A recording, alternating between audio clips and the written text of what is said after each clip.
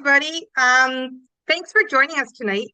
What I wanted to talk about tonight was about the key successes about going out and purchasing your dream home so that you don't get out there and you're all excited and find a home, and now all of a sudden you're disappointed because you don't have something in place and you've lost that home. So I really want you to have success when you go out and you're looking for your home. So before you head out and you fall in love with that house, let's make a few decisions first, because most people start home buying backwards. They go out shopping first, then they qualify later, but nothing changes until a decision is made. So if you're buying or even have thoughts of buying this year, whether it's within the next few months or within the next 12 months, you want to make sure that you've got your steps in place properly for the success. So that's what we're going to talk about tonight. We're going to talk about clarifying what the steps are and not just going out and shopping. So when you're looking at going to purchase a home, it's very similar than any other financial decisions that you make.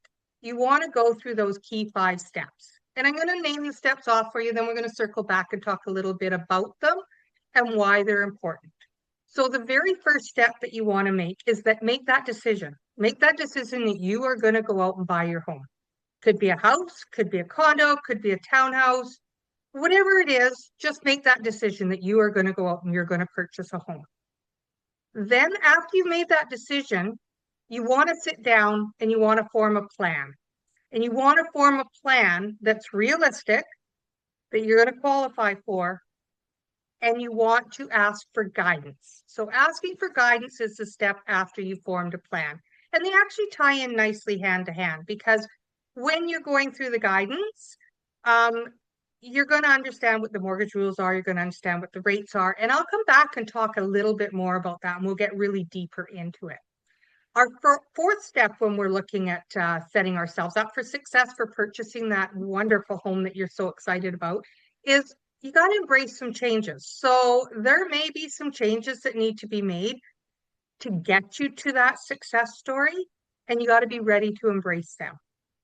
And then the final and most exciting step that everybody just loves is we're going to execute when you're ready. And you're going to go in so confident that you're going to get this home that you want because you've put everything right in plan.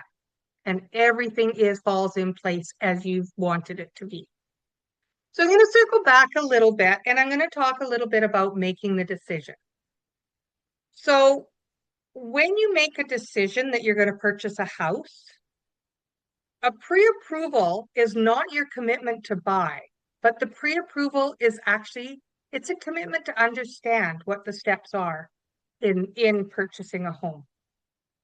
Pre-approval and making that decision, it's avoiding going through some of these steps is, again, if you avoid it, it feels a little bit safe, but it's not. You avoiding to get these steps and these guidance and these help, it can be really expensive. And the reason that it can be really expensive is because when you go in and you're looking to purchase this home and you put an offer down and you're so excited and you've given them the down payment for that home, if we don't have all these other things in place and those subject removals come off or the closing dates or anything like that, time to settle, if you don't have your ducks in a row, for lack of a better word, you're going to lose that, not only that home that you want so bad, but you're going to lose your deposit too. And that's where it becomes really expensive. So now you're disappointed and you're out that money, which is going to hold you back from looking for another piece of property. So also when you make the decision, it goes from moving from, I hope I can afford this, to I know where I stand. I know exactly what I can go in and what I can purchase and how much I can spend. So that's your first part about making a decision. After you've made that decision and you've got all of those key steps in place, now you want to form a plan. So when you form a plan, it's finding out what's realistic for you. What can you qualify for?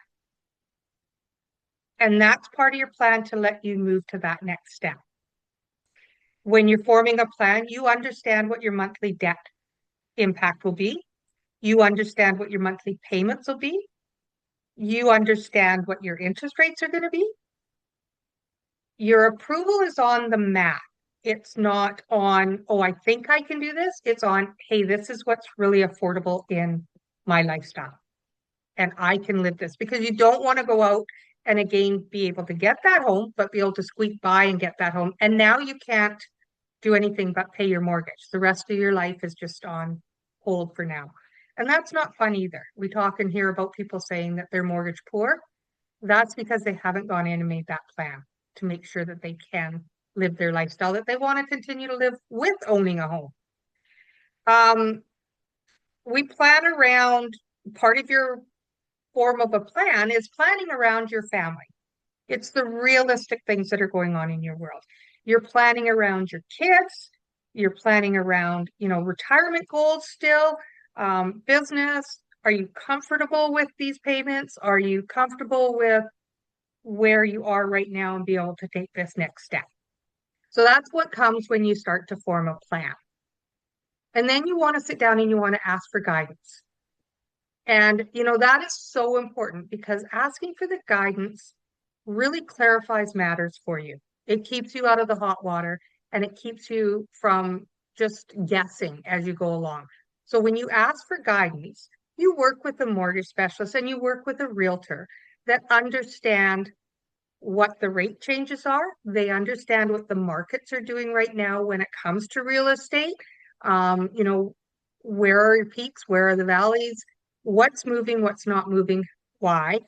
And it also, when you're working with the guidance of a mortgage consultant like myself, we understand what the rules are as well when it comes to mortgages. So now again, we're protecting you as you're going out to make this massive big purchase that you're running on emotions. We're helping you keep those emotions high, but we're protecting you as you go out too. So we're basically wrapping that blanket around you to make sure that you're safe in these decisions that you're making. Asking for guidance doesn't mean that you've made any obligations to anybody. There isn't any pressure to go out and just buy. It's knowing and understanding for the information part of it of what you can do. And the decisions that you make are aligned decisions, as I talked about before. They're not running on your emotions. They're running on your logic and aligned with what the reality of your state in this life stage is. So that's asking for guidance. And then, we talk about embracing change in everything that we do when we're looking at our financial situation. And it doesn't matter whether we're going for pre-approvals, whether we're saving for something, we have to be ready to embrace for those change, because maybe right now isn't the right time for you to go out and purchase that home. Maybe it's, you need to do a little bit of cleanup work, or maybe you need to put a little bit more away. So understanding what needs to be done and embracing those changes doesn't mean, no, you can't purchase this home. It just means that you're maybe not ready to take that big step right now. Maybe we need 3 to 12 months, 3 to 6 months, because at that point, what we're looking at, do we have any debt we need to clean up? Do we need to strengthen credit? Do we need to build a bit more savings? And when we talk about cleaning up debt, that doesn't mean we've got bad debt. It just means we're carrying a whole bunch of debt. And we'll talk about that more in one of our other podcasts around, what does it take to qualify? How much do you need to make? How much do you need to put out? And we call it your total debt servicing or gross debt servicing. And I'll talk way more about that at another podcast, because that's a whole nother line of excitement that we can get into. But it's really important that you understand what that is, and it's really important that you're ready to embrace that change. And then we've got a roadmap of where you're wanting to go. We've got a momentum, we've got a clear guideline of where we want to go, and we can get there and build it in confidence. So after we've taken all of these 4 steps, which are so crucial, so exciting, set you up for success, and you're going in confident, and I'm excited for you because I know we're going to get to that home that you want. Now we're going to execute on it. So when we're ready, that allows you that time to move forward, find that home you like. You can negotiate in strength because you know how much you can afford to spend. You know how much you can offer. You know what your down payment is. You're calm. You're going in there confidently and calm saying, this is what I'm offering because I know this is what I can afford. And you don't feel rushed. Markets are pretty, sometimes you feel a lot of pressure because there's a lot of people coming in through those doors. If it's an open house or, might be that a lot of other people have already gone through for showings before you, but you don't have to feel rushed about it because if that house doesn't make sense at that time, you're okay because you can still move to the next place and you're not emotionally tied to that decision because you don't feel rushed. You're calm. You know exactly what you need to do for your negotiating strengths. And the biggest part about that too is when we talk about financial literacy and financial educations, I always say to people and I always talk to people, it's not about the numbers. It's really about your confidence when you're going in to make these decisions and the control that you've got. You now have the full control of moving forward. And that's why we want to make sure we've got these solid steps in place to set you up for success so you're not disappointed when you find that home that you love. Very true, Anna, very true. And I've seen that many, many times where, people will go in and they don't have a realtor in place. They don't have their finances with the pre-approval in place. They're really not sure who they're going to work with, but they go into these homes and they get so excited. And so they should, because it's that brightness, it's the glitz, it's the glimmer, it's perfectly decorated. And you want that so badly. So now you're leading with your emotions and you don't have that powerful team beside you walking hand in hand with you to say, okay, hold on, let's put the brakes on here. Because your realtor, and I work with amazing realtors that I recommend my clients to all the time. And that realtor will work for you and they will put your best interest in place. No different than me as a mortgage consultant.